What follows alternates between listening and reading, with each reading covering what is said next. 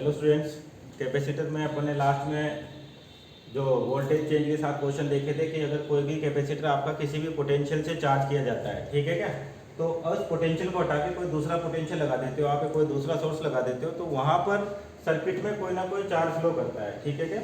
और कल अपन ने चार्ज फाइंड आउट करने किए थे भी, और हीट के भी क्वेश्चन किए थे कि हीट जनरेट होती है सर्किट में, वो कितनी होती है। और अपन डील करें स्टेडी स्टेट कंडीशन को, मतलब आपका कैपेसिटर पे जितना भी पोटेंशियल होगा उसके अकॉर्डिंग मैक्सिमम चार्ज उस पर आपके पास क्या होगा, पहुंच जाएगा, और उसके बाद वहां से कोई का चार्ज फ्लो नहीं होता, सर्किट में कोई चार्ज फ्लो नहीं होता, ठीक है क्या।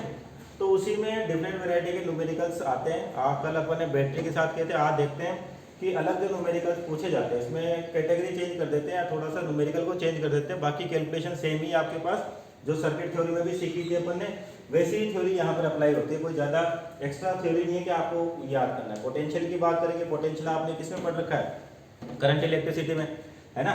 तो वही चीज़ घूम फिर के अपने को यहीं पर पढ़नी है। अब डिफरेंट अरेंजमेंट होते हैं कैपेसिटर्स के, उन अरेंजमेंट के अकॉर्डिंग क्वेश्चन बनते रहते हैं। तो देखिए एक वैरायटी और देखते हैं क्वेश्चन की कि क्या होगा आपके पास। सपोज करिए कोई कैपेसिटर है, ठीक है, इसकी कैपेसिटी C है और इसको सपोज करिए V वोल्ट से आपने चार्ज कर दिया, ठीक है क्या। और एक और कैपेसिटर है, सपोज करिए इसकी कैपेसिटी 2C है, या इसको मान लीजिए 2 वोल्ट से चार्ज कर दिया आपने, ठीक। तो इस पर मैक्सिमम चार्ज कितना आएगा, प्लस का 4CV, है ना, और इस पर माइनस का 4CV। क्यू बराबर क्या होता है आपके पास C इंटू V, ठीक है। और इस पर कितना चार्ज आएगा, प्लस का CV, और इस पर आएगा माइनस का CV। अब आपने क्या किया, इन दोनों को कनेक्ट कर दिया आपस में, है ना, दोनों को कनेक्ट कर दिया। कनेक्ट करते क्या होगा, चार्ज एक या क्या होंगे, ट्रांसफर होंगे आपके पास, चार्ज क्या होंगे, आपस में इंटरचेंज होंगे।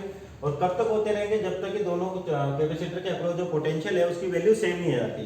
तो ये अपन ने केवीएल में भी कहा था कि कोई भी क्लोज सर्किट है तो उसके अकॉर्डिंग आपका जो चार्ज है करंट फ्लो होता है तो तब तक होता है जब तक कि पोटेंशियल डिफरेंस मेंटेन रहता है। अगर पोटेंशियल दोनों के अक्रॉस सेम हो गया तो आपके पास चार्ज का फ्लो भी रुक जाएगा। तो यही क्वेश्चन है कि जब दोनों को पहले इनिशियली चार्ज कर रखी थी, इनिशियल कंडीशंस गिवन थी, अब दोनों को आपस में कनेक्ट कर दिया, तो आपको बताना है कि फाइनल चार्जेस कितने होंगे प्लेट पर और इनिशियल चार्जेस कितने थे, उसके अकॉर्डिंग हीट जनरेशन की सर्किट में कितनी हीट जनरेट हो रही है, ठीक है क्या। तो ध्यान से सुने इसको। एक तरीका है कि इसका सिंपल मेथड भी देखेंगे, जो रेगुलर प्रोसेस है उससे कैसे सोल्व किए जाते हैं, इस चीज़ को देखें।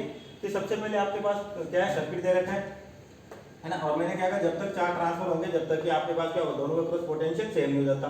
और दूसरी चीज कि सिस्टम का जो चार्ज है वो क्या हो रहा है, केवल अपने आप को रीअरेंज कर रहा है, सिस्टम का चार्ज कहीं भी बाहर नहीं जा रहा है, यानी चार्ज कंजर्व है। जो इनिशियल चार्ज है और फाइनल चार्ज है वो क्या रहते हैं, कंजर्व रहते हैं आपके पास। और ये भी पता है कैपेसिटर की प्लेट से चार्ज जंप करके नहीं जाता, प्लेट से चार्ज निकलता है, यहाँ पर पहुंचेगा, फिर इस प्लेट से चार्ज निकलेगा, यहाँ पर पहुंचेगा। इस प्लेट से इस प्लेट में चार्ज जंप नहीं करेगा आपके पास, ठीक है। तो पहले सिस्टमेटिक तरीके से देखते, सपोज करिए कनेक्शन के बाद इसके अक्रॉस V1 पोटेंशियल आ गया और इसके अक्रॉस V2 पोटेंशियल आ गया, ठीक है क्या। आप पोलैरिटी प्लस माइनस किधर भी ले सकते हो, कोई प्रॉब्लम नहीं है। कि आपको सिर्फ इतना ध्यान रखना है, जब आप इक्वेशन लिखोगे जो चार्ज लिखा जाता है वो पॉजिटिव प्लेट का लिखा जाता है ना, उससे कोई आपकी न्यूमेरिकल कैलकुलेशन नहीं गलत नहीं होगी। तो आप चाहे तो इधर भी ले सकते थे माइनस, प्लस इधर भी ले सकते, कोई प्रॉब्लम नहीं है ना। और अगर मान लीजिए आप यहाँ से चल के शुरू होते हैं और यहाँ पर पहुँच गए तो एक क्लोज सर्किट बन रहा है, तो केवीएल के अकॉर्डिंग क्या होता है, summation of total potential is zero. Total potential क्या होता है, जीरो।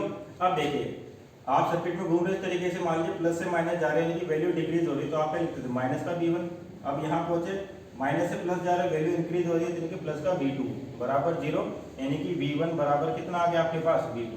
और ये आना ही था, है ना, आप डायरेक्ट भी लिख सकते थे, V1 बराबर क्या होगा, V2 होगा। अब देखते हैं सर्किट को। सपोज यहाँ पे चार्ज जाता है, तो यहाँ से मान लीजिए कोई Q चार्ज बाहर निकला, कोई Q चार्ज बाहर निकला, तो इस प्लेट पे जो नया चार्ज है आपके पास, इस प्लेट पे जो नया चार्ज है वो हो जाएगा आपके पास, यहाँ लिख रहा हूँ नीचे 4CV, तो इनिशियल था इसी, मान लीजिए Q चार्ज बाहर निकल गया तो कितना रहेगा, 4CV माइनस Q चार्ज रह गया। अब Q चार्ज यहाँ गया, इस वाले प्लेट पे पहुंच रहा है, तो पहले चार्ज था CV, अब चार्ज हो जाएगा CV प्लस Q। कितना हो जाएगा, CV प्लस Q, इस वाले से Q चार्ज बाहर निकल रहा है, तो कितना हो जाएगा, माइनस का CV, जो इनिशियल चार्ज था माइनस Q, क्योंकि चार्ज बाहर निकला तो माइनस। अब ये चार्ज यहाँ एंटर हो रहा है तो इस प्लेट पे कितना देगा, माइनस का 4CV प्लस Q चार्ज आ गया, ठीक। ये चार्जेस हो गया आपके पास फाइनल। अब आपको करना क्या है, इस चार्ज की वैल्यू बताने की सर्किट में या सिस्टम में कितना चार्ज फ्लो हो रहा है। तो कंडीशन क्या है, V1 बराबर V2 यानी कि इसका क्रॉस पोटेंशियल और इसका क्रॉस पोटेंशियल सेम है। तो V की वैल्यू क्या होती है, Q बाई सी। V की वैल्यू क्या होगी यहाँ से, Q बाई सी। और Q किसका लिखा जाता है, पॉजिटिव प्लेट का। तो देखो इस वाली प्लेट को यहाँ पे पॉजिटिव इधर मान रखा है, तो पॉजिटिव प्लेट का चार्ज हो गया आपके पास CV प्लस Q अपॉन इसकी कैपेसिटी कितनी है C, it should be equal to V2। V2 के अकॉर्डिंग चार्ज देखे आपके पास कितना फाइनल, पॉजिटिव प्लेट पे देखना है 4CV minus Q divide by इसका कैपेसिटेंस कितना है 2C। ठीक है क्या, चार्ज हमेशा पॉजिटिव प्लेट का लिखें तो कितना हो जाएगा आपका, C से C कैंसिल आउट, तो ये हो गया आपके पास 2CV plus 2Q is equal to 4CV minus Q। तो कितना हो गया ये 3Q is equal to 2CV। तो Q की वैल्यू आ गया आपके पास 2/3CV। तो आपको पता चल गया सर्किट में इतना चार्ज फ्लो कर रहा है 2/3CV। तो फाइनल चार्ज निकाल सकते हो आप हर प्लेट में, है ना। तो फाइनल चार्ज कितना होगा, फाइनल चार्ज, तो फाइनल चार्ज हो गया आपके पास, ऊपर वाली प्लेट की बात करें तो CV प्लस Q यानी कि CV प्लस Q। Q की वैल्यू है आपके पास 2/3CV, तो हो जाएगा अपने पास 5/3CV। इस वाली प्लेट तो इस पर कितना देगा, माइनस का 5/3CV। नीचे वाली प्लेट की बात करते हैं तो चार्ज कितना उस पर 4CV माइनस Q और Q की वैल्यू 2/3CV। तो कितना हो गया ये 10CV/3 माइक्रो कूलम। हालांकि आपकी जो कैपेसिटी अभी दे रखी है अपन ने, तो ये आ गया 10/3CV प्लस का, तो इस वाली प्लेट पे कितना होगा माइनस का 10/3CV। तो ये चार्जेस हो गए आपके पास फाइनल चार्जेस प्लेट पे, यानी कि कितना चार्ज फ्लो कर रहा है 2/3CV। और फाइनल चार्ज कितना हो गया, फर्स्ट प्लेट पे तो ये है और सेकंड प्लेट पे ये चार्ज है। अब आपको एनर्जी की कैलकुलेशन भी करनी है कि बताइए एनर्जी सर्किट में कितनी जनरेट हो रही है, इसका भी पता करना है कि एनर्जी या हीट, जिसको अपन क्या कहते थे, हीट, है ना। तो हीट में ई इनिशियल और ई फाइनल की बात करते हैं। यहाँ पर कोई बैटरी नहीं है तो बैटरी का वर्क नहीं होगा आपके पास, ध्यान रखना। यहाँ सिस्टम में कोई बैटरी नहीं है आपके पास, केवल कैपेसिटर्स है। और कैपेसिटर कनेक्ट करने के बाद इनिशियल एनर्जी देखनी है सिस्टम के पास कितनी है और फाइनल देखते हैं कितनी आएगी। तो ई इनिशियल कितना हो जाएगा, हाफ CV², हाफ C। और पहले वाले केस में V² प्लस हाफ इसका कैपेसिटेंस कितना है 2C और V² इसका पोटेंशियल कितना है V² यानी कि 4V²। ठीक है, तो 2 से 2 कैंसिल आउट हो गया, तो CV²/2 प्लस 4CV², तो हो गया आपके पास 9CV²/2। ये होगी इसकी इनिशियल एनर्जी, है ना, बिफोर कनेक्शन। जब आपने दोनों कैपेसिटर को कनेक्ट नहीं किया था तो जो पोटेंशियल था कितना, तो उसका क्रॉस V था, तो हाफ CV² कैपेसिटी है, और दूसरे का कितना हाफ CV², उसका जो एनर्जी है आपके पास, सॉरी चार्ज है 2C और पोटेंशियल कितना है 2V। तो सोल्व की तो आपके पास आ गई 9CV²। और फाइनल एनर्जी की बात करोगे आप, ई फाइनल हाफ C, ठीक है, और V² निकालना है आपको, यानी कि फाइनल पोटेंशियल निकालना, V1 और V2 की वैल्यू एक निकाल लो, दोनों बराबर आएंगे। तो V1 की वैल्यू निकालो आप, इससे निकाल लो, ठीक है। CV प्लस Q/C था, तो V1 क्या हो जाएगा, तो हेयर V1 कितना है CV plus Q/C, CV plus Q/C। तो कितना हो गया CV प्लस Q, Q की वैल्यू है आपके पास 2/3CV, 2/3CV। तो ये हो गया आपके पास V1 5CV/3 और ये किसके बराबर होगा, V2 के बराबर भी होगा आपके पास, है ना। इधर लिख लेते हैं, ठीक। तो आपके पास जो फाइनल एनर्जी होगी, है ना, तो ई फाइनल कितना होगा आपके पास, half CV², half C into V कितना आया था 5CV/3 का स्क्वायर, 5CV/3 का square plus half C, capacity कितना इसका 2C और V कितना आया 5CV/3 का स्क्वायर। तो ये होगी आपके पास फाइनल एनर्जी। तो हीट लॉस कितना होगा या हीट निकालनी सिस्टम से, तो ई फाइनल माइनस ई इनिशियल, ये आपके पास हीट जनरेट हो रही है सिस्टम के अंदर, ठीक है क्या। तो आपको थोड़ा ध्यान रखना है कि प्रोसेस वही है कि केवीएल जैसे यूज किया आपने, उसी तरीके से दो कैपेसिटर है, चार्ज कब तक फ्लो करेंगे, जब तक कि दोनों का पोटेंशियल सेम नहीं हो जाता। पोटेंशियल सेम हुआ, चार्ज का फ्लो रुक गया, तो आपको प्लेट पे फाइनल चार्जेस पूछ देते कि बताइए प्लेट पे फाइनल चार्जेस क्या होंगे। तो ये प्रोसेस एक तरीके से है ना।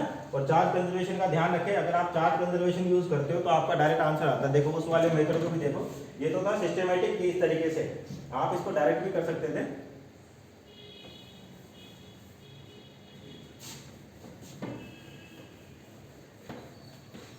ठीक है, देखो इधर कि आपका जो चार्ज है वो कंजर्व है। चार्ज क्या है? कंजर्व है, यानी कि इस प्लेट पर दो डायग्राम बना देते हैं एक और, है ना। सपोज करिए इस वाले प्लेट पे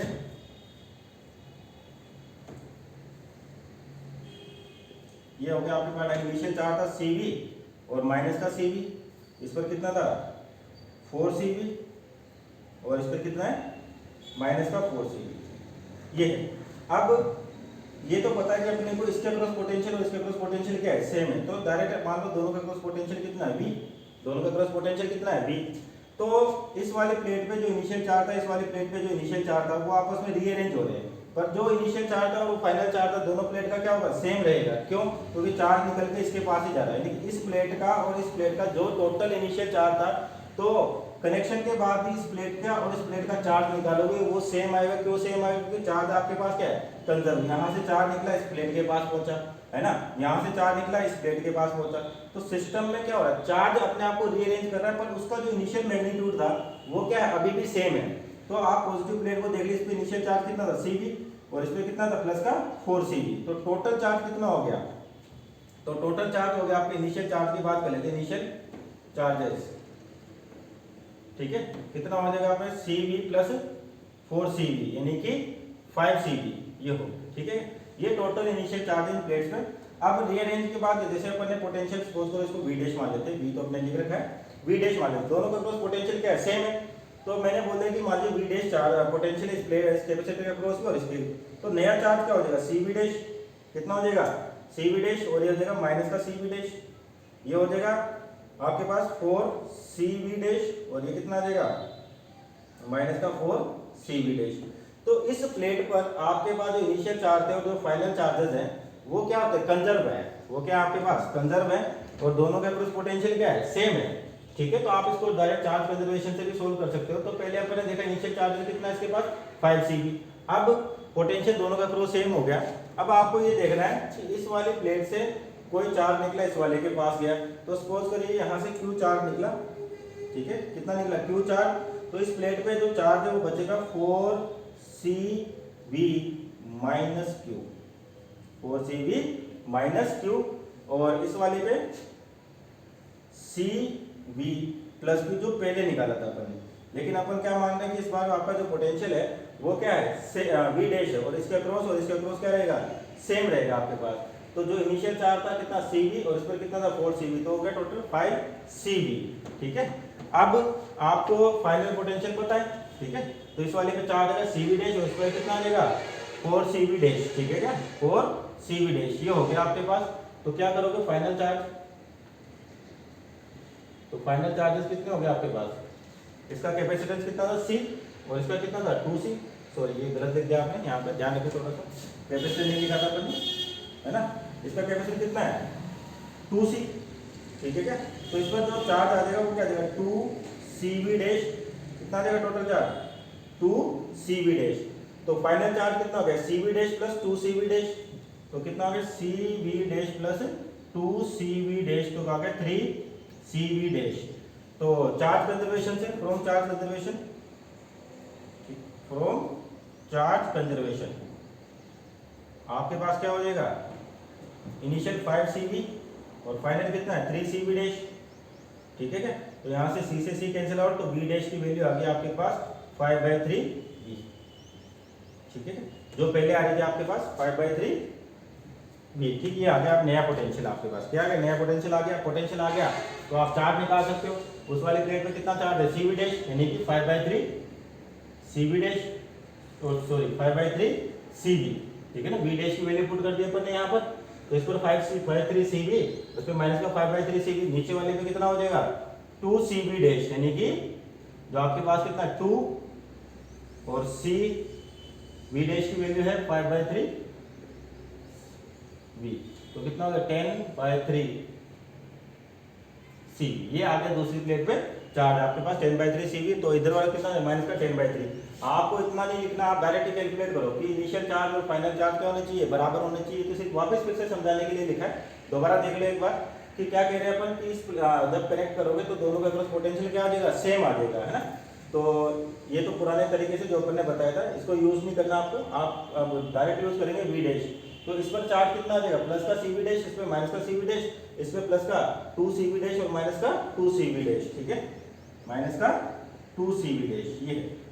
अब इस प्लेट पे जो इनिशियल चार्ज, इनिशियल कितना था सी वी और 4 सी वी, तो कितना हो जाएगा 5 सी वी, और इस पर इनिशियल अब फाइनल चार्ज होगा सी वी डैश और 2 सी वी डैश। तो इसका सम और इनका सम अभी भी क्या होना चाहिए, सेम होना चाहिए। क्यों, क्योंकि चार्ज अपने आप को रीअरेंज करते हैं, बस ओनली क्या करते हैं, चार्ज रीअरेंज हो रहा है तो टोटल चार्ज का जो इनिशियल मैग्नीट्यूड था और टोटल चार्ज का जो फाइनल मैग्नीट्यूड था प्लेट्स पे वो सेम रहता है। तो आप डायरेक्ट ही लिखो, इतना लिखने की कोई जरूरत नहीं, आप डायरेक्ट यहीं पर कैलकुलेट करो, इतना कोई सिर्फ समझाने के लिए लिखा था अपन ने। तो इसको देखो एक सिंपल लाइन में लिखे अपन डायरेक्ट ही, इनिशियल चार्ज डायरेक्ट काउंट कर सकते हो कितना हो जाएगा 5 सी और फाइनल चार्ज भी काउंट कर सकते हो कितना हो जाएगा 3 सी डैश। तो वी डैश की वैल्यू आ गई आपसे डायरेक्टली आपके पास, सी से सी कैंसिल आउट 5/3 वी, ये ठीक है। तो एक लाइन में वी डैश पता चल गया, वी डैश पता चल गया तो आप क्यू निकाल सकते हो, और क्यू आ गया तो आपके पास क्या होगा, एनर्जी की कैलकुलेशन भी कर सकते हो, फाइनल चार्जेस भी निकाल सकते हो। तो एक लाइन में आंसर आ सकता है इन न्यूमेरिकल्स का। वो तो पहला प्रोसेस आपको सिर्फ समझाने के लिए था, आप अगर चार्ज कंजर्वेशन को फॉलो करेंगे तो आपको कोई ज्यादा दिक्कत नहीं आएगी, ठीक है। एक और न्यूमेरिकल देखते हैं सर, और क्लियरिटी होगी आपको इससे, है ना। अब देखो जैसे मान लीजिए डेटा ले लेते हैं, सपोज करिए आपके पास एक कैपेसिटर है, इसको और इसकी कैपेसिटेंस बोल देते हैं अपन 2 माइक्रोफैरेड, ठीक है। और इसको सपोज करिए आपने चार्ज किया 10 वोल्ट से, ठीक है।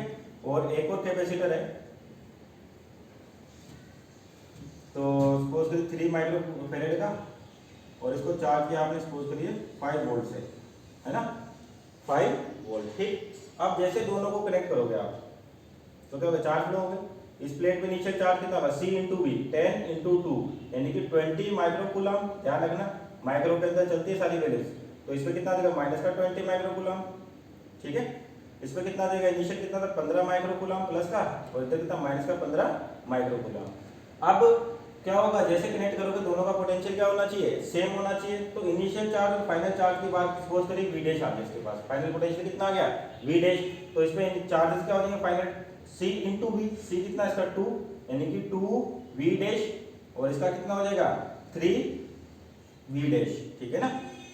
अब तो इनिशियल चार्ज हो गया 20 प्लस 15 यानी कि 20 plus 15 should be equal to final charge 2 V dash plus 3 V dash यानी कि 5 V dash, 2 V dash plus 3 V dash. तो कितना हो गया, ये हो गया आपके पास 35 और ये हो गया 5 वोल्ट, है ना। तो वी डैश की वैल्यू आ गई आपके पास 7 वोल्ट, ठीक है। वी डैश की वैल्यू आ गई 7 वोल्ट, 7 वोल्ट आ गई तो इस वाले पे चार्ज कितना हो जाएगा 2 वी डैश, यानी कि इस प्लेट के चार्जेस की बात करें तो न्यू चार्जेस, ठीक है। न्यू चार्ज कितना आ जाएगा आपके पास 2 इंटू 7 यानी कि 14 माइक्रोकूलम, 14 माइक्रोकूलम। इस वाली प्लेट में 3 वी डैश यानी कि 3 इंटू 7 यानी कि 21 माइक्रोकूलम। तो ये आपको क्या हुआ, चार्जेस मिल गए, है ना। तो प्लेट पे चार्जेस आपकी वैल्यूज इस तरीके से डायरेक्ट फाइंड आउट करिए, आपकी कॉमन पोटेंशियल है दोनों का। तो क्या होगा, जो इनिशियल चार्ज है और फाइनल चार्ज है वो आपस में क्या होने चाहिए, सेम होने चाहिए। तो चार्ज कंजर्वेशन को अपन ने यूज किया, कोई एक्स्ट्रा चीज नहीं है। आप चाहे तो 2 तरीका पहले बताया था V1 V2 V3 करके, सॉरी V1 V2 करके वैसे भी सोल्व कर सकते हैं, पर ये डायरेक्ट मेथड है इसका कि अगर आपको एक बार फाइनल पोटेंशियल पता चल गया तो फाइनल पोटेंशियल आते क्या होगा, आपके पास प्लेट के चार्जेस भी आ जाएंगे, चार्ज आ जाएंगे तो आपकी एनर्जी भी निकाल सकते हो। इनिशियल एनर्जी कितनी होगी इसकी, half CV² plus half CV²। Final energy के लिए V चाहिए था और V की वैल्यू अपने पास कितनी है 7, यानी कि अगर मैं सिस्टम की इनिशियल एनर्जी लिखूं हाफ CV², हाफ C कितना है 2 और V कितना है यहाँ पे 10 यानी कि 100 प्लस हाफ C कितना है यहाँ पे 3 और पोटेंशियल कितना है 5 यानी कि 25। तो ये हो गया आपके पास इनिशियल एनर्जी, और फाइनल एनर्जी लिखोगे हाफ C कितना 2 और V कितना है 7 का स्क्वायर प्लस हाफ 3 इंटू 7 का स्क्वायर, ये फाइनल एनर्जी आ गई आपके पास। दोनों को माइनस करो तो आपके पास क्या होगी, हीट भी आ जाएगी, ठीक है क्या। एक और करते हैं न्यूमेरिकल ऐसा, ये डायरेक्ट मेथड है, आप कोशिश करें कि इसी को यूज करें ना। तो इससे आपको क्या दिक्कत नहीं आएगी। अगर नहीं है तो सिस्टमेटिक चलिए, जैसे अभी पहला न्यूमेरिकल किया था सोल्व अपन ने, उस तरीके से भी कर सकते हो। एक और न्यूमेरिकल देख लेते हैं इसी वेराइटी का। सपोज करिए आपके पास, या फिर प्रूव कर लेते हैं, एक इनके स्टैंडर्ड रिजल्ट्स भी होते हैं ना। उससे पहले एक और न्यूमेरिकल देख लो। सपोज करो आपके पास एक कैपेसिटर है, इसकी कैपेसिटी ले लेते हैं अपन 5 माइक्रोकूलम, सॉरी 5 माइक्रोफेरेड, और पोटेंशियल ले लेते हैं सपोज करिए आपके पास 5 वोल्ट, ठीक है क्या। और दूसरा मान लीजिए आपके पास है कैपेसिटर, इसकी कैपेसिटेंस ले लेते हैं अपन 2 माइक्रोफेरेड, है ना। और मान लीजिए आपके पास हो गया ये, इसको भी मान लीजिए 10 वोल्ट से आपने चार्ज कर लिया, ठीक है। अब दोनों को कनेक्ट कर देते हैं, दोनों को कनेक्ट कर देते हैं। तो कनेक्ट करने के बाद फाइनल चार्जेस बताने, कॉमन पोटेंशियल बताना है। तो डायरेक्ट लिखो अब 10 × 2 20, यानी कि इनिशियल चार्ज 20 माइक्रोकूलम प्लस का, और इधर माइनस का 20 माइक्रोकूलम, है ना। इधर कितना हो जाएगा 25 प्लस का, और इधर माइनस का 25 माइक्रोकूलम। तो इनिशियल चार्ज कितना हो गया 25 प्लस 20, तो कितना हो जाएगा ये 45। फाइनल चार्ज माने कॉमन पोटेंशियल आ गया इसके अक्रॉस V, कितना आ गया V। तो नया चार्ज हो जाएगा इसके 5 × V प्लस 2V, ठीक है। तो ये हो गया 45 = 7V। तो V की वैल्यू आ गई 45/7, ठीक है, वोल्ट। तो आपको पोटेंशियल मिल गया। अब पोटेंशियल मिलते हैं क्या है, आप चार्ज निकालो, इसमें चार्ज कितना 5V', इस पर कितना होगा माइनस का 5V', इस पर होगा प्लस का 2V' और माइनस का 2V'। V' की वैल्यू रखो तो आपको प्लेट पे चार्जेस भी मिल जाएंगे फाइनल, और एनर्जी भी आप फाइंड आउट कर सकते हो, ठीक है क्या। तो इस तरीके से ये वैरायटी इनकी एक और इन क्वेश्चंस की, कि आपको अगर आते हैं मैक्सिमम इस टाइप के आते हैं, बैटरी से कम है, कैपेसिटर को कनेक्ट करते हैं सिस्टम पे, आपको फाइनल चार्ज बताने होते हैं प्लेट्स पे, और क्या बताना होता है कि कितनी अमाउंट ऑफ हीट फ्लो कर रही है ना। सब काम डेटा पे डिपेंड करता है। अगर डेटा इजी होगा तो आपके आंसर भी एग्जैक्ट मिलेंगे, आपको फ्रैक्शंस में नहीं मिलेंगे, ठीक। इसके प्रूफ भी होते हैं, रिजल्ट भी लिखे होते हैं, उनके प्रूफ को भी देख लेते हैं।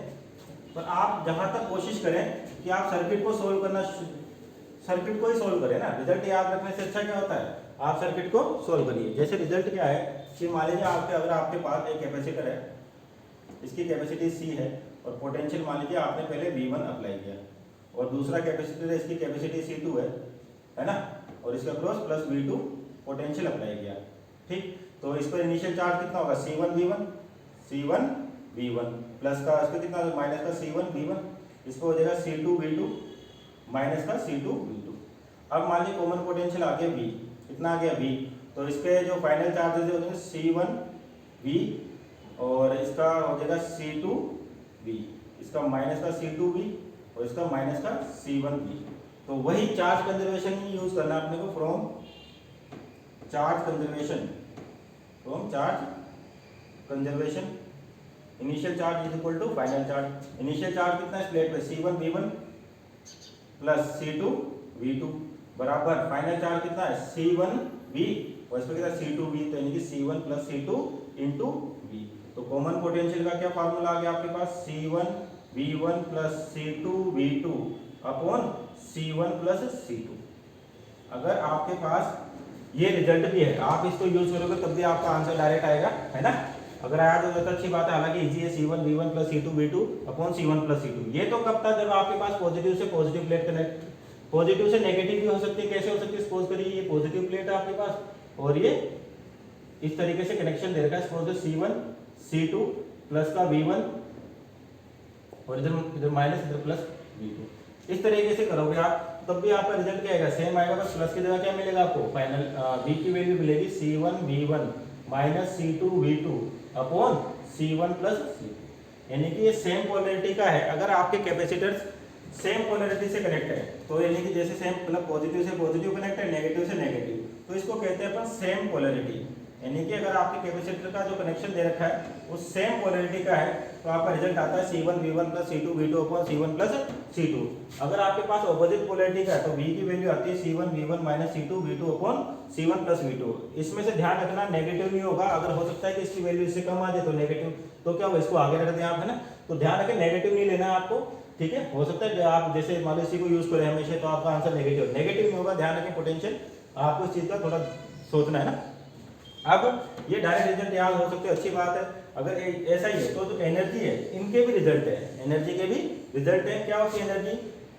जो आपके पास एनर्जी E1 मिलेगी इनिशियल और दूसरी फाइनल एनर्जी मिलेगी, तो हीट निकाल सकते हैं अपन। और हीट को क्या बोलते हो आप? एनर्जी बोलते हो यहाँ पर। फिर लेकिन यहाँ पर हीट लिखा होता है, जाता है कि फाइंड हीट कैलकुलेशन, हीट की कैलकुलेशन करनी है।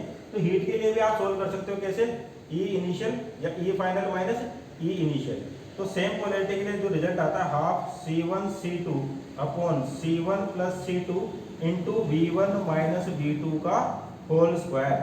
ठीक है क्या? जब आपके पास सेम पोलैरिटी की होगी, आपको प्रूव करना ही है ना। वैल्यूज रखिए, ठीक है, वैल्यूज पुट करिए यहाँ पर किसमें? इनिशियल और final, sorry final minus initial, तो आपका सॉल्यूशन आएगा।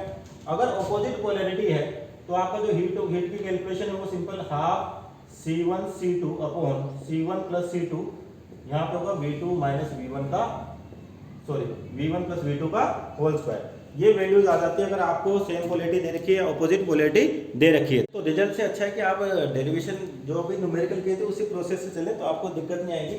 तो ऐसा भी न्यूमेरिकल बना दे है ना, ठीक है। दो कैपेसिटर वाला तो आसान होता है, उन्हीं के लिए वैलिड है फॉर्मूले। मान लीजिए आपके पास 3 कैपेसिटर देते हैं, फिर उसके लिए कोई फार्मूला नहीं है, तो फिर आपको सिस्टमेटिक ही चलना पड़ेगा जो अपने स्टार्टिंग में सीखा था। एक 3 कैपेसिटर वाला भी देख लेते हैं कि 3 कैपेसिटर वाला क्वेश्चन जो है वो किस टाइप का होता है। लेकिन उसमें ये रिजल्ट काम नहीं होंगे आपके पास। ये रिजल्ट केवल किसके लिए काम है? सेम पोलैरिटी और अपोजिट पोलैरिटी, जब केवल दो कैपेसिटर से, ठीक है क्या। मान लीजिए 3 कैपेसिटर हो जाते हैं, तो आपको क्या करना है? जो सिस्टमेटिक प्रोसेस है, यानी कि स्टार्टिंग में अपने जो सीखा था फर्स्ट न्यूमेरिकल्स में, वही मिलेगा। जैसे मान लीजिए आपके पास 3 कैपेसिटर ले लेते हैं, है ना। तो मान लीजिए फर्स्ट कैपेसिटर, सेकंड कैपेसिटर और थर्ड कैपेसिटर, ऐसे ले लिया आपने। 3 कैपेसिटर ले लिए, ठीक। इसकी कैपेसिटेंस मान लीजिए 2 माइक्रोफैरेड और इसकी 3 माइक्रोफैरेड, 4 माइक्रोफैरेड और इसकी सपोज करिए 2 माइक्रोफैरेड वैल्यू, ठीक है। ध्यान रखना माइक्रोफैरेड में चल रही होगी वैल्यूज, ठीक। अपन सिंपल न्यूमेरिकल वैल्यूज लिखते हैं। और सपोज करिए इसको आपने इनिशियली चार्ज किया 5 वोल्ट से, किससे? 5 वोल्ट से। इसको चार्ज किया मान लीजिए आपने 2 वोल्ट से, ठीक है, या 10 ले लो, 10 वोल्ट से चार्ज किया इसको। और इसको मान लीजिए आपने किया 5 वोल्ट ले लो, इसके लिए भी 5 वोल्ट से चार्ज करना, ठीक। ये इनिशियल कंडीशन है आपके पास। अब आपको बताना है कि जैसे सिस्टम कनेक्ट होगा, जिन्हें तीनों कैपेसिटर्स को अपन ने इनिशियली क्या हुआ, कुछ पोटेंशियल लगा के चार्ज कर रखा है। अब जैसे आप तीनों कैपेसिटर को कनेक्ट करोगे तो क्या होगा? चार्ज फ्लो होगा, और चार्ज फ्लो होगा तो क्या होगा? आपकी प्लेट्स में चार्ज की वैल्यू क्या होगी? ट्रांसफर या रीअरेंज होती रहेगी, है ना। अब इस केस में आप V1 बराबर V2 नहीं ले सकते, क्योंकि 3 पोटेंशियल मिलेंगे अपने को अलग अलग। तो आपको KVL यूज करना है, यानी कि जो सिस्टम है न्यूमेरिकल्स को सोल्व करने का, उसी को फॉलो करना है। तो आप मान लीजिए जैसे सपोज करें इसके अक्रॉस V1 चार्ज आ गया प्लस माइनस, इसके अक्रॉस V2 वोल्ट आ गया और इसके अक्रॉस V3। फिर बोल रहा हूँ पोलैरिटी आप कैसे भी लिखे कोई दिक्कत नहीं होती, बस आपको फिर ध्यान रखना है जो आप लिखते हो चार्ज वो पॉजिटिव प्लेट का लिखा होता है। आप पोलैरिटी इधर नेगेटिव पॉजिटिव भी ले सकते हो, कोई प्रॉब्लम नहीं होगी। पर इस चीज का ध्यान रखें जब आप न्यूमेरिकल्स में वैल्यू यूज करोगे तो चार्ज हमेशा पॉजिटिव प्लेट का लिखें। दोनों से इक्वेशन लिख देते हैं, है ना, एक बार रिवर्स भी ले लेंगे। अब देखिए आप लूप में घूम जाओ जरा, फ्रॉम KVL, ठीक है, फ्रॉम KVL क्या कहता है? प्लस से माइनस जा रहे हैं, वैल्यू डिक्रीज हो रही, माइनस का V1, प्लस से माइनस जा रहे हैं तो माइनस का V2, और प्लस से माइनस का V3 बराबर 0। अगर आपकी पोलैरिटी मान लो ये माइनस होती और ये प्लस होती, तो आपके चेंज क्या आता केवल इसमें? V1 माइनस का और V2 भी माइनस का और V3 किसका आता? प्लस का, बराबर 0। क्यों? नेगेटिव से पॉजिटिव जा रहे हैं, मतलब वैल्यू इंक्रीज हो रही, तो अपन प्लस लेते थे। ये करंट इलेक्ट्रिसिटी में अपन ने देखा भी था। तो अब चेंजेस क्या होंगे? जब यहाँ पर नेगेटिव या पॉजिटिव, तो प्लेट का चार्ज पॉजिटिव ही आएगा। अगर इस वाले की बात करूँ तो इस वाले प्लेट का चार्ज लिखा जाएगा। तो कोई दिक्कत नहीं आती, दोनों से सोल्व कर लेते हैं। एक बार जो रेगुलर है पहले उसको देख लो, ये प्लस था आपके पास और ये माइनस, ठीक। अब इनिशियल चार्जेस की बात करते हैं, ध्यान से देखना। इस पर क्या होगा? 5 × 2 यानी कि 10 माइक्रोकूलम प्लस का, इस पर कितना? माइनस का 10 माइक्रोकूलम। इधर चलते हैं, इधर कितना आ जाएगा? माइनस का 20 माइक्रोकूलम, ठीक है। इस पोलैरिटी को चेंज करते हैं अपन, मान लीजिए इसको भी 2 वोल्ट ले लेते हैं, 2 वोल्ट ले लेते हैं इसको, ठीक। तो ये हो जाएगा माइनस, ये प्लस है माइनस, यानी कि 8 माइक्रोकूलम, और ये कितना हो जाएगा? इनिशियली देख रहे हैं अपन ये प्लस था, इनिशियल एक बार देख ले प्लस माइनस है ना इनिशियली, तो ये प्लस का 10 माइनस, ठीक है। यहाँ पे इनिशियली ये प्लस है ये माइनस है, तो ये माइनस का 8 और ये प्लस का 8 माइक्रो कूलम, ठीक। इस वाले में चलते हैं 10 × 2 20, यानी कि प्लस का 20 इस वाले प्लेट पर और माइनस का 20 इस वाले प्लेट। ये हो गया आपके पास इनिशियल चार्जेस हर प्लेट में माइक्रो कूलम के टर्म में। अब आपने क्या किया, ये लूप मान लिया है ना, इसके अक्रॉस V1, इसके अक्रॉस V2 और इसके अक्रॉस V3, तो V1 V2 और V3। अब देखिए सिस्टम में चार्ज फ्लो करेगा, सबसे ज्यादा चार्ज इस प्लेट के पास है, तो मान लीजिए यहाँ से Q चार्ज निकला। ध्यान से देखना इक्वेशन को, धीरे धीरे आपको 2 डायग्राम बनाने उसमें बना के कर लो है ना। अब देखिए मान लीजिए यहाँ से Q चार्ज बाहर निकलता है आपके पास, तो यहाँ कितना बचेगा 20 माइनस Q, कितना बचेगा 20 माइनस Q। यहाँ पर पहुंचेगा, इनिशियली 8 था, तो अब कितना हो जाएगा 8 प्लस Q, कितना हो जाएगा 8 प्लस Q। यहाँ से चार्ज आया Q इस प्लेट पे, अब यहाँ से Q चार्ज बाहर निकलेगा, तो यहाँ कितना बचेगा माइनस का 8 माइनस का Q, क्योंकि चार्ज बाहर निकल रहा है। अब यहाँ चलते हैं, यहाँ माइनस का 10 पहले था और Q चार्ज फ्लो करके इस प्लेट पे आया तो प्लस Q, और Q चार्ज यहाँ से बाहर निकलेगा, इनिशियली 10 था तो ये बचेगा 10 माइनस Q, ठीक है। ये अपन ने चार्ज लिख दिया। अब क्या होगा V1 कौन सी वैल्यू लिखोगे, charge on positive plate, charge on, तो इस वाले की V1 की बात कर रहे हैं, ये रहा प्लस का, आपने पोलैरिटी मानी पॉजिटिव, ठीक है। तो कितना हो जाएगा ये, इस पे फाइनल चार्ज का माइनस का 8 माइनस का Q है ना, पॉजिटिव प्लेट का चार्ज देखना आपको हमेशा ही, तो कितना होगा माइनस का 8 माइनस का Q का whole minus upon C, C कितना है 4 है ना, Q बाई C, Q किसका लिखना है पॉजिटिव प्लेट का, फिर बोल रहा हूँ है ना, माइनस V2 कहाँ अपने पास लिया, तो पॉजिटिव प्लेट ये, इस पे चार्ज कितना है 20 माइनस Q अपॉन इसका पोटेंशियल कैपेसिटेंस है 2 माइनस V3, ये रहा पॉजिटिव, इसको माना है उस प्लेट पे कितना चार्ज है पॉजिटिव प्लेट पे फाइनल 10 माइनस Q, तो 10 माइनस Q बाय 2 बराबर 0, तो कितना हो जाएगा एलसीएम आ गया आपके पास 4, तो ये हो जाएगा अपने पास प्लस है ना 8 plus Q minus 40 plus 2Q minus 20 plus का 2Q, ठीक है। एलसीएम आएगा 4, ये हो गया आपके पास, तो 4 उधर जाके 0, तो इसको हटाई दो, तो कितना हो गया टोटल ये Q 2Q और 2Q यानी कि 5Q 40 और 20 माइनस का 60 और प्लस का 8 यानी कि माइनस का 52, तो Q की वैल्यू कितनी आ गई 52/5 माइक्रो कूलम। तो आपको ये Q मिलता है, Q मिलते क्या होगा, हर प्लेट पे आपको चार्ज दे रखे हैं, ये जो फाइनल चार्ज लिख रखे हैं, Q की वैल्यू पुट कर दीजिए, आपके पास क्या होगा हर प्लेट का फाइनल चार्ज आ जाएगा। हर प्लेट का फाइनल चार्ज आ गया Q, तो V1 की वैल्यू यहाँ से रखिए, V2 की वैल्यू ये रही और V3 की वैल्यू ये रही, V1 V2 और V3 आ गए।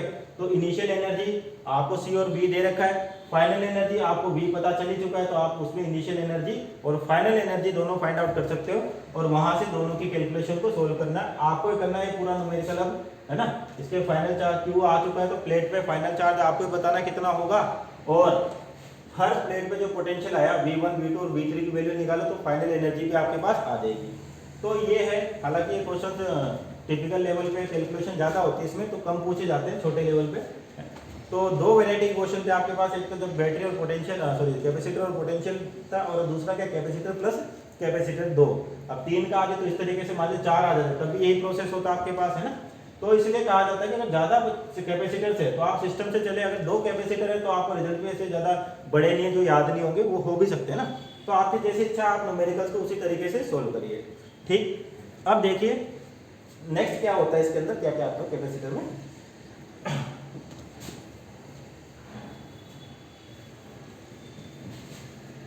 आपको कैपेसिटर के कॉम्बिनेशन यानी कि सीरीज पैरेलल कॉम्बिनेशन देखने की कैसे कैपेसिटर्स के रिजल्ट सीरीज में आते हैं और किस तरह से पैरेलल में आते हैं। तो combination of capacitors, combination of,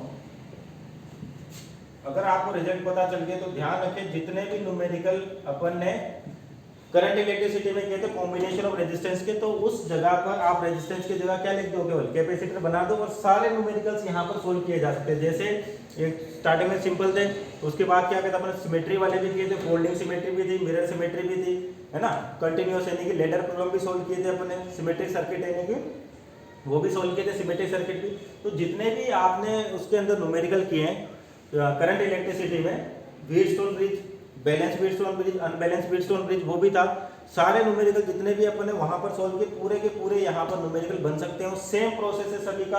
अगर पोटेंशियल नहीं पता तो आप एक्स मान लेते, तो उसी तरीके से अपन यहाँ पे एक्स मान लेंगे, है ना। तो यहाँ पर मैं ज्यादा न्यूमेरिकल नहीं कराऊंगा इसके कॉम्बिनेशन के, क्योंकि जितने भी आपने सर्किट के अंदर कॉम्बिनेशन रेजिस्टेंस पढ़ा है, सारे के सारे न्यूमेरिकल सेम वैसे होंगे, बस रिजल्ट देख लेते कि क्या आता है ना।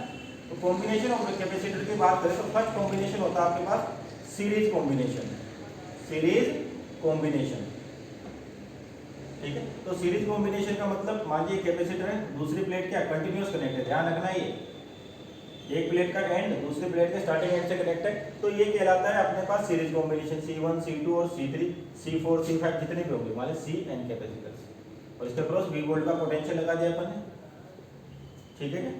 अगर V वोल्ट का पोटेंशियल आ गया, सर्किट को आपको किसमें तोड़ना है, एक सिंपल सर्किट में बनाना है, जिसके लिए आपको C इक्विवेलेंट निकालना है। क्या निकालना है, C इक्विवेलेंट, है ना। तो Q की वैल्यू कितनी है, C इक्विवेलेंट इनटू V। अब देखिए सीरीज में जैसे रेजिस्टेंस से बात की करंट सेम होता है, उसी तरह से सीरीज में ध्यान रखना चार्ज सेम होगा आपके पास, चार्ज सेम, हर प्लेट पे चार्ज की वैल्यू सेम आएगी। इस पे अगर मान लीजिए प्लस क्यू है, minus Q, plus Q, minus Q, plus Q, minus Q, हर प्लेट पे आपके पास चार्ज का मैग्नीट्यूड क्या रहेगा, सेम रहेगा ना। तो इसी फंडे को लेके प्रूव करना है अपने को वहां पर। तो चार्ज की वैल्यू क्या होगी, सभी पे सेम होगी, ठीक है क्या।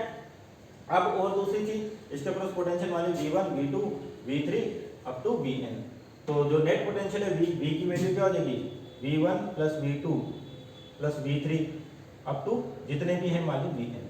तो V की वैल्यू फाइनल यहाँ से निकाले क्या होती है, Q बाई सी, क्या होती है, Q बाई सी, ठीक है। तो यहाँ पर क्या लिखूंगा मैं, Q by C, C equivalent बराबर Q upon C1 plus Q upon C2 plus Q upon C3 up to जितना भी चलता है आपके पास, Q सेम है तो 1 अपॉन C इक्विवेलेंट हो गया आपके पास 1 upon C1 plus 1 upon C2 plus 1 upon C3, ठीक, प्लस जो भी चलता है। तो सीरीज कॉम्बिनेशन में आपके पास जो इक्विवेलेंट कैपेसिटेंस आता है वो कितना आता है, 1 upon C1 plus 1 upon C2 plus 1 upon C3 up to, ठीक। तो ऐसा ही रिजल्ट आपके पास जब रजिस्टर को आप पैरेलल कनेक्शन करते थे वहां पर आता था, और पैरेलल आता था। तो अगर आपको ध्यान हो कि रेजिस्टेंस के केस में इधर बनाते डायग्राम, है ना, ऐसे, ठीक है।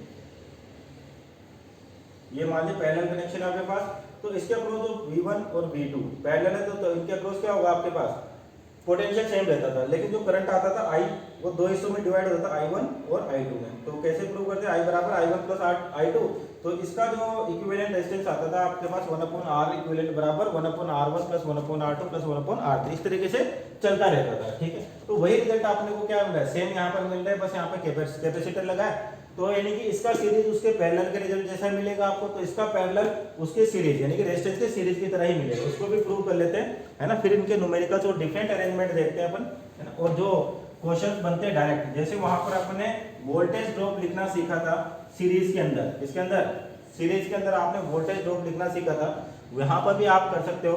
कैसे कि जैसे मान लीजिए हर कैपेसिटर के अक्रॉस आपको वोल्टेज ड्रॉप लिखना है, तो बिना कैलकुलेशन के ही आप वोल्टेज ड्रॉप लिख सकते हो। याद होगा शायद आपको, मान लीजिए इस तरह से अगर ये है ना, ये R1 R2 और R3, ठीक, तो आपके पास V बराबर IR, ये होता था रिजल्ट किसके लिए, सर्किट के लिए। तो I है आपका, जो अगर ये पोटेंशियल लगा रखा है तो इसके अक्रॉस V1, इसके अक्रॉस V2, इसके अक्रॉस V3, इस तरह से सेम अपन ने किया था वहां पर भी। और करंट की वैल्यू सीरीज में क्या होती है, सेम होती है। तो यहाँ पर सीरीज में क्या सेम होता है, कैपेसिटर में चार्ज सेम होता है, ठीक है क्या। और उसके पैरेलल कनेक्शन की बात करते हैं अपन, इस तरीके से था पैरेलल कनेक्शन। यहाँ पे सपोज करें करंट I1 और यहाँ पे करंट कितना है I2, तो अगर आपको ध्यान हो ये R1 और ये R2 है, तो I1 की वैल्यू क्या होती थी, R2 upon R1 plus R2 into total current, और I2 की वैल्यू क्या होती थी, R1 upon R1 plus R2 into total current. ये हो गया I1 I2। तो उसी तरह से यहाँ जो कैपेसिटर्स हैं अभी बनाए बने जस्ट, इस तरह से सीरीज में कनेक्ट है, तो आपका जो रिजल्ट आ रहा है यानी कि इसके अक्रॉस V1, इसके अक्रॉस V2, इसके अक्रॉस V3, तो V1, V2 और V3 इनकी वैल्यूज निकालनी है आपको, ठीक है ना। सभी कह रहा हूँ तो क्या करंट तो सेम है, V बराबर आई आर, तो आई की वैल्यू क्या होती थी, V बाई आर होती थी आपके पास, आई की वैल्यू क्या होगी, V बाई आर, है ना। तो पैरेलल में V सेम है, यानी कि आई होता था आपके पास, अगर याद हो I1 ratio I2 ratio I3 की बात करते थे तो 1/R1 रेशो 1/R2 इस तरीके से चलता था इसके अंदर पैरेलल में। तो करंट डिवीजन ऑफ करंट सीखा था अपन, उसी तरह से यहाँ पर आप V1, V2 और V3 की वैल्यू निकाल सकते हो डायरेक्टली। कैसे, V1 ratio V2 ratio V की वैल्यू Q बाई C, है ना, क्या होते हैं Q बाई C, तो आप क्या लिखोगे, simple Q by C1 Q by C2, और Q तो कॉमन है सभी में तो ये कैंसिल आउट हो जाता है, तो 1/C1 1/C2 रेशो 1/C3। अगर केवल दो ही हैं आपके पास तो यानी कि मैं डायरेक्ट V1 की वैल्यू कैसे लिख सकता हूँ, C2/C1 plus C2 into net potential. V2 की वैल्यू क्या आएगी, C1/C1 plus C2 into V। तो जो डिवीजन ऑफ करंट आपने करंट इलेक्ट्रिसिटी में देखा था पैरेलल कॉम्बिनेशन में, और वही जो रिजल्ट आप अगर आप सीरीज कॉम्बिनेशन में कैपेसिटर की बात करते हैं तो वोल्टेज होता है इनवर्स ऑफ कैपेसिटर, तो इसके अक्रॉस आप वोल्टेज ड्रॉप डायरेक्ट भी लिख सकते हो, हालांकि कैलकुलेशन करके लिखोगे तब भी कोई गलत नहीं है, पर ये छोटे तरीके हैं ताकि आप उसको जल्दी से जल्दी सोल्व कर सके ना। तो वहाँ पर पैरेलल में डिवीजन ऑफ करंट सीखा था, तो यहाँ पर सीरीज में डिवीजन ऑफ पोटेंशियल देखेंगे कि इसके अक्रॉस कितना पोटेंशियल आ रहा है, इसके अक्रॉस कितना पोटेंशियल आ रहा है, अगर केवल दो ही कैपेसिटर्स हैं, और मैक्सिमम टाइम दो ही आते हैं ताकि आपकी कैलकुलेशन आसान हो और जल्दी हो। तो आप ये चीज़ भी सीखे कि V1 V2 अपन डायरेक्ट कैसे लिख सकते हैं बिना किसी चार्ज कैलकुलेशन के ना, चार्ज की कैलकुलेशन की कोई जरूरत नहीं है आपको, बिना चार्ज कैलकुलेशन के भी आप क्या बता सकते हो, कैपेसिटर के अक्रॉस पोटेंशियल ड्रॉप बता सकते हो, ठीक है। अब देखो पैरेलल कॉम्बिनेशन को भी प्रूव कर लेते हैं, ठीक है। पैरेलल कॉम्बिनेशन, तो आपका जो पैरेलल कॉम्बिनेशन है उसकी बात करें, मानिए कैपेसिटर n कैपेसिटर ले सकते हो जितने भी आपकी इच्छा है, आपको तो रिजल्ट प्रूव करना है, ठीक है। इसके ऊपर V वोल्ट की बैटरी लगा दी आपने, सपोज करें C1 C2 C3। अब पैरेलल में क्या सेम होता है, पोटेंशियल सभी के अक्रॉस क्या होगा सेम, तो यहाँ से कोई चार्ज क्यों निकला मान लो बैटरी से, तो इधर डिवाइड हो जाएगा Q1 Q2 और Q3। तो आप क्या लिखोगे, Q बराबर Q1 plus Q2 plus Q3, और सर्किट को सिंपल वे में बनाओगे तो आपके पास ये कैपेसिटर आ गया और ये पोटेंशियल आ गया, तो ये हो गया C इक्विवेलेंट और ये V जो आपने अप्लाई कर रखा है। तो इसके अक्रॉस जो चार्ज Q है, Q बराबर क्या होगा, C इक्विवेलेंट इंटू V, तो यानी कि यहाँ लिख देते हैं C equivalent into V should be equal to C1 V plus C2 V plus C3 V, और भी होंगे तो C4 V, तो V तो सेम है तो आपका इक्विवेलेंट कितना गया, C1 plus C2 plus C3 up to so on चलते रहो, तो ये आ गया C इक्विवेलेंट। यानी कि सीरीज में जो कैपेसिटर्स होते हैं उनका इक्विवेलेंट कैपेसिटेंस आप निकालना चाहते हो, सॉरी पैरेलल में, तो इक्विवेलेंट कैपेसिटेंस कितना होगा, C1 plus C2 plus C3, यानी कि जो उसका सीरीज का रिजल्ट था वो यहाँ पैरेलल जैसा दिखता है किसके, रेजिस्टर के, और यहाँ पर जो सीरीज का रिजल्ट है वो रेजिस्टर के पैरेलल, और वहाँ पे उसके पैरेलल का इसमें सीरीज में दिखता है ना। तो आपको ध्यान रखना थोड़ा सा इस तरीके से। तो ये कॉम्बिनेशन ऑफ रेजिस्टर्स हैं, इस पे न्यूमेरिकल अपन ने बहुत सारे किए थे किसके अंदर, करंट के अंदर, तो आप जितने भी न्यूमेरिकल्स हैं आप यहाँ पर कर सकते हो, सेम टू सेम है, 2-3 न्यूमेरिकल सोल्व कर लेंगे अपन यहाँ पर, बाकी ज़्यादा नहीं करेंगे, तो प्रैक्टिस आपको ही करनी है, जितने भी उसमें है रजिस्टर को हटा के आप कैपेसिटर लगा दिए, ठीक है स्टूडेंट्स, ओके थैंक यू।